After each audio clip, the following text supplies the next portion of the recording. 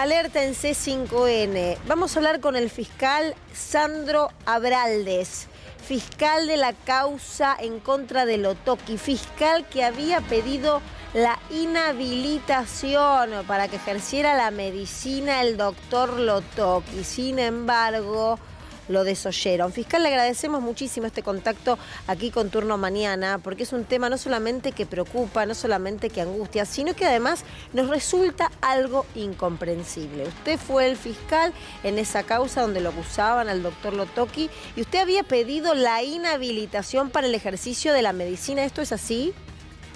Sí, Luciana, buen día. ¿Cómo le va? Buen día. ¿Cómo está? ¿Cómo le va? Sí, le pedimos la inhabilitación para el ejercicio de la medicina y también, como pena, le pedimos la inhabilitación para el ejercicio del comercio en lo que refiere al mercado estético. Y además pedimos que esas dos medidas se dispusieran cautelarmente junto con la sentencia para tratar de frenar un poco lo que estaba ocurriendo, ¿no? ¿Qué elementos se encontró? ¿Qué elementos se encontró para pedir la inhabilitación? Bueno, básicamente el quebranto de 4 o 5 deberes esenciales de lo que es el ejercicio de la actividad médica y una extensión de daños causados progresivos e irreversibles en las víctimas. ¿Y por qué, bajo su mirada y su interpretación, el juez no lo consideró porque no le inhabilitaron el ejercicio de la medicina? ¿Es así? Bueno, el juez le impuso la pena de la inhabilitación para el ejercicio de la medicina, pero como la pena no está firme, al igual que la pena de prisión que le dispuso, es que todavía no se está cumpliendo. A ver, nosotros pedimos, usted lo que pidieron fue acatado, o sea, el juez lo contempló. O sea, el juez, sancionó a partir de lo que pedía la Fiscalía, ¿o no?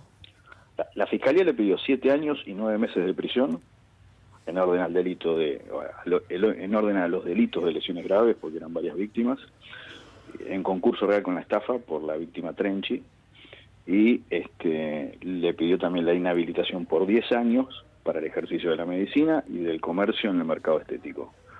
Y además pedimos las medidas cautelares, porque sabíamos obviamente que la defensa, en caso de condena, iba a recurrir, y esa pena, por explicarlo de una manera sencilla, no se vuelve inmediatamente operativa hasta que no está firme o confirmada. Fiscal, usted es un hombre de leyes, por supuesto. Nosotros intentamos tener sentido común. ¿Cómo se explica que este hombre, después de la cantidad de denuncias que ha recibido en situaciones similares y hoy padeciendo lo que está padeciendo Silvina Luna y peleando por su vida, siga en ejercicio de la medicina?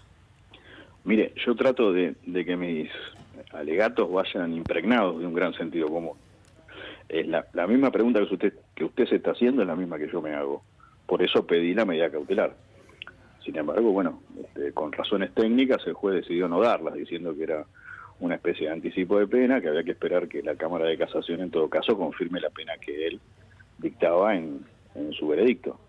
Recién usted decía que había y consideraba elementos suficientes como para que recibiera una condena.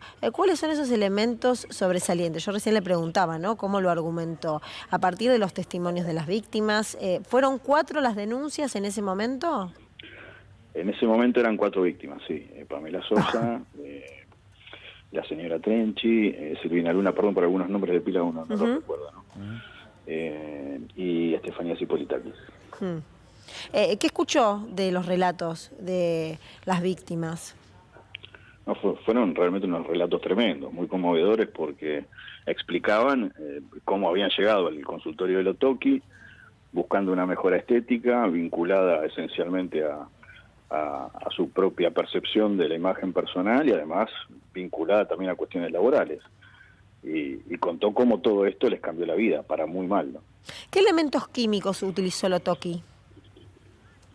¿Elementos clínicos? ¿Cómo elementos clínicos? No, elementos químicos, digo, algunos químicos. Químicos, sí, algunos denuncian el tema de la silicona líquida, por ejemplo, algún elemento que en ese momento estaba contemplado, estaba aprobado y hoy no lo está. ¿Qué consta en la causa? Bueno, lo que surgió en el juicio oral, ese es un punto muy interesante sobre el que no hay una información muy precisa, que sí, en mi opinión, surgió en el juicio. Él afirmaba que había aplicado este metacrilato pero nosotros le cruzamos las facturas porque había dos empresas que en ese momento, una importaba el material y la otra lo fabricaba. Y tuvimos, yo fui el fiscal de juicio, no el fiscal de la instrucción. Los fiscales de instrucción habían recopilado y habían incorporado al proceso las facturas, se habían incautado las facturas de compra que él había hecho de ese material. Y claramente el material no daba con las cantidades ni con las fechas en las que él los había comprado como para habérselo aplicado a sus pacientes. Así que, en verdad, ¿qué le aplicó? A ciencia cierta no lo sabemos, esa fue nuestra conclusión. O sea, ustedes encontraron incongruencias entre el material donde se debiera constatar el producto que utilizó con quienes después resultaron sus víctimas. Exactamente, inconsistencias graves. ¿Y entonces qué le metió a este señor? No lo sabemos. Había una versión muy razonable que daba Pamela Sosa, que había sido pareja de él, y decía que él fabricaba un polímero junto con una persona, con un químico, y para mí esa versión tenía un nivel de atendimiento muy serio.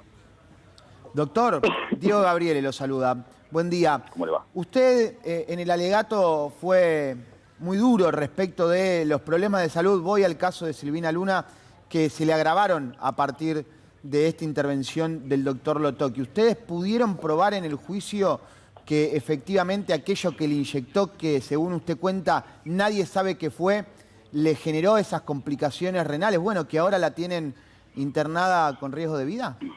Sí, esa fue la hipótesis de la acusación. Dentro de la extensión del daño que se le provocó a las víctimas, la Fiscalía dedicó un capítulo específico a la hipercalcemia.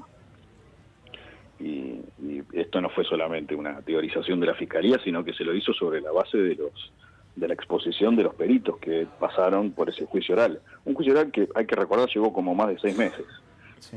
Fue bastante intenso en cantidad y en calidad de audiencias. Audiencias largas, audiencias muy precisas.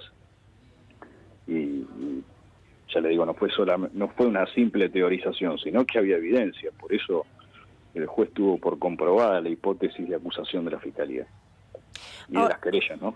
Ahora, fiscal, ¿qué debiera pasar para que Lo Tocchi dejara al menos de atender? Mire, desde el punto de vista judicial está activado el recurso. Yo entiendo la pregunta porque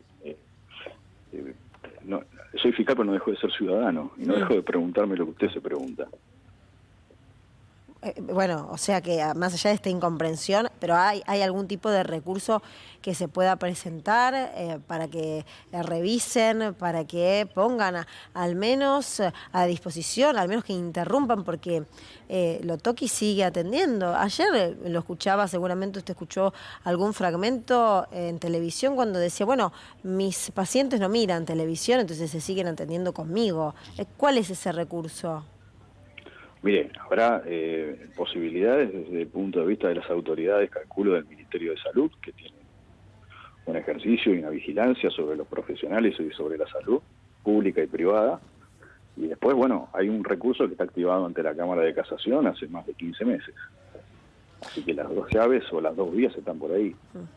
Fiscal, le agradecemos por su tiempo, por su colaboración, y la verdad es que nos pone arriba de la mesa esta sensación general de no entender cómo Lo Tocchi, después de hacer lo que hizo, donde se comprobó además que usó sustancias prohibidas y que en algunos casos no se sabe ni qué sustancias utilizó y dejó en riesgo a muchos de sus pacientes, siga ejerciendo la medicina en la Argentina. Muchas gracias.